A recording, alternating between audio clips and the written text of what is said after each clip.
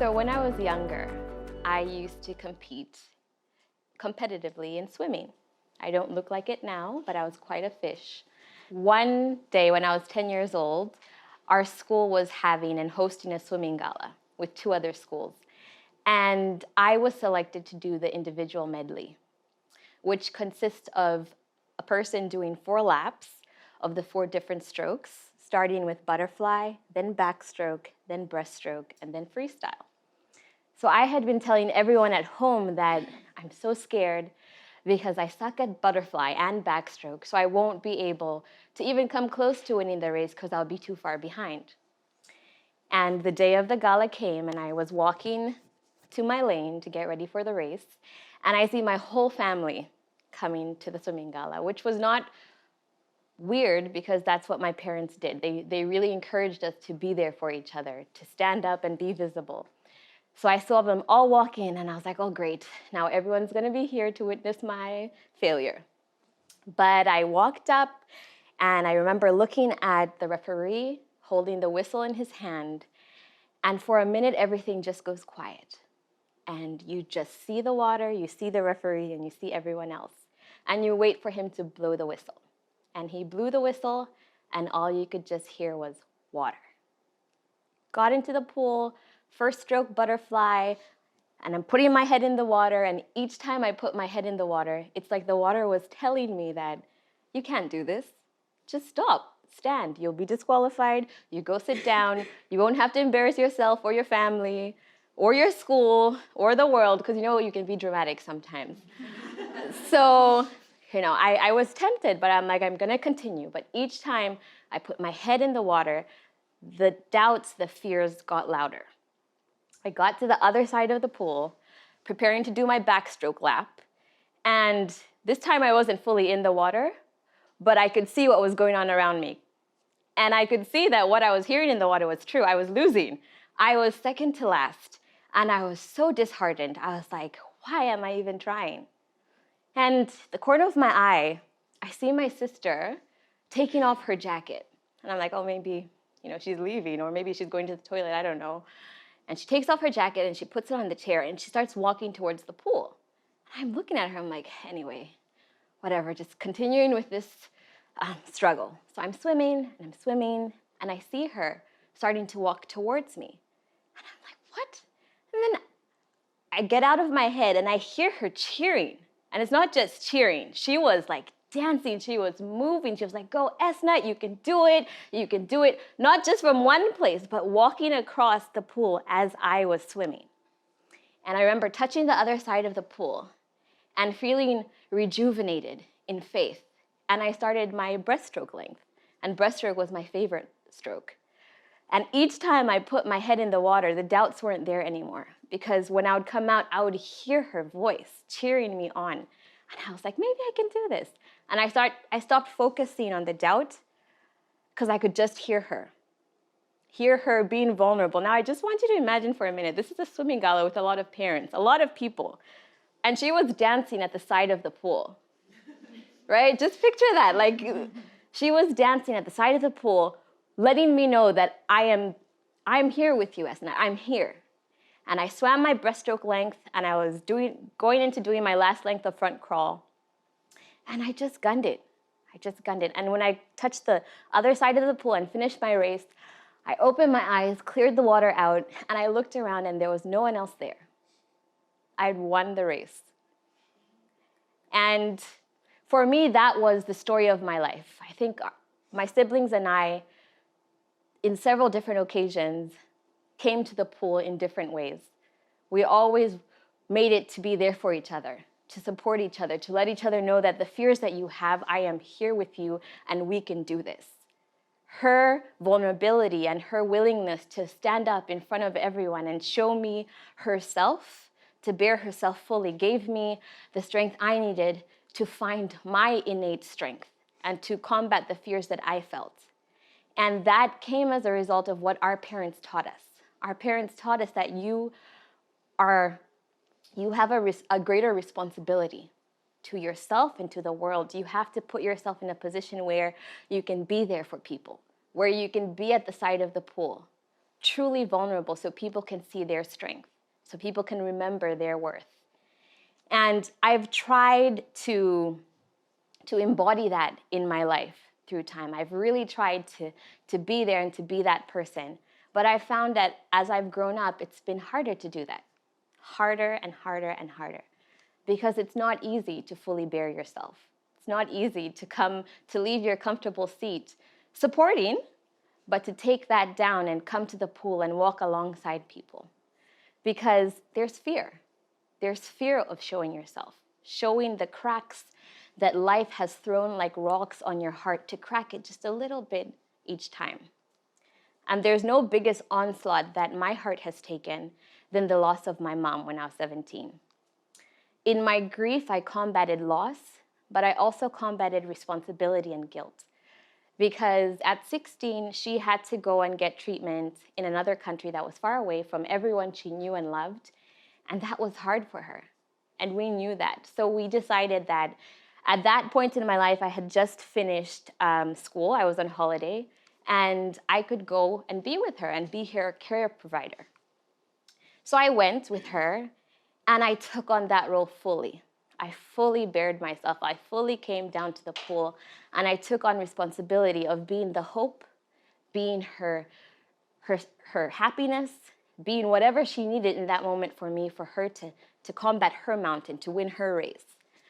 And because of that role, I also took on a lot of guilt when it didn't happen, when she didn't win her race. So I proceeded to do half-baked advocacy. Like, I would be in the moment. I would lead the campaigns. I would work with people. I would put up my banner and my voice for equity, for moving forward, for promoting everyone's access. I would do that with such gusto that it looked like I was doing it fully, but I wasn't. And I realized that when I started this fellowship.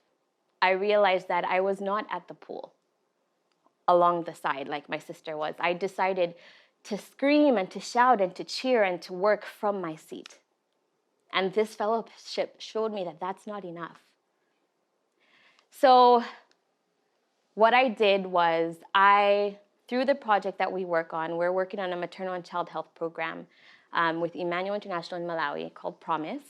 And it works to reduce maternal and child deaths by improving service delivery and increasing utilization to health services, but also improving the nutritional capacity of mothers and children.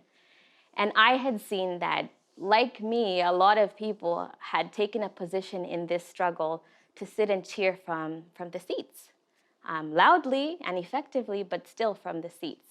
So I thought it would be really cool if we got stories so that we turn the statistics of deaths into real-life people that people could see and learn from.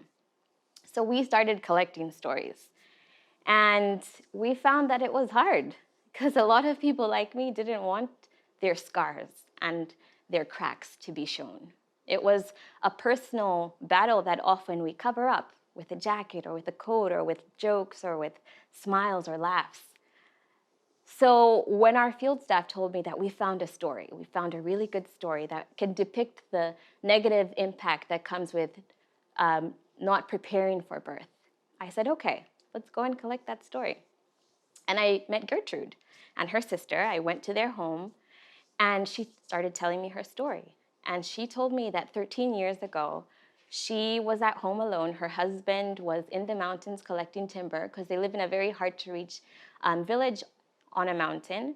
And her sister had gone to the marketplace, and she, throughout the day, had been feeling pains, but she didn't register that maybe it could be contractions.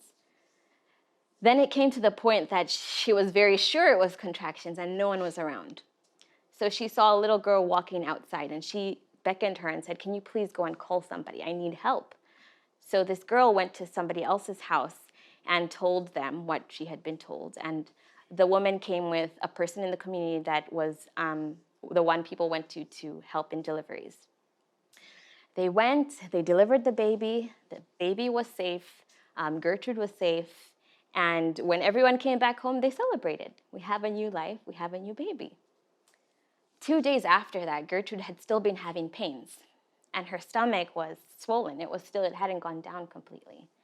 And her sister was in the kitchen area outside, and she walked to the toilet. It's not a flush toilet, it was like a pit latrine, a dug toilet. And she said, the last thing I remember was walking into the toilet. Everything else is blank. And then her sister said, I just remember hearing a loud boom. And I ran to see, and she had collapsed. And her sister then took because of her love and the responsibility she felt for Gertrude, began to go and look for people to help. This is far. It's down a hill and then another 20 kilometers on a flat road. So they looked for people in the village to help make a stretcher that they can carry Gertrude and run down with her to the nearest facility. And they did that. And when they got to the facility, the doctor there squeezed her stomach down. And she was like a whole bucket full of blood and insides came out because she had retained her placenta. And the doctor told her that you are so lucky. If you came just a bit later, you would have been gone. And when she told me this story, I was like, wow, people need to hear this. This is a beautiful story. And I started saying, we lose so many women. You can be, the voice. And she was like, yeah, but I'm not sure. I don't know if I want to share that. And in that moment, I saw that, you know what? This is an example of when sitting in the seat is not enough. Standing up and cheering from my comfortable place is not enough. I have to take off my coat and come to the pool and let her see the cracks in my heart so that she can see that she has a story, she has a message, she has the strength to overcome and to meet her goal. So I did that, and I shared with her how I had felt lost, and I had been on the other end of that, and how I said, you're so lucky and your kids are so lucky that they got to have this time with you. I didn't get that, and that had a big impact on my life. So I said that you can use your story and your voice to ensure that other mothers are able to be there for their kids, to see them go to school, to see them graduate, to see them cry, to see them laugh.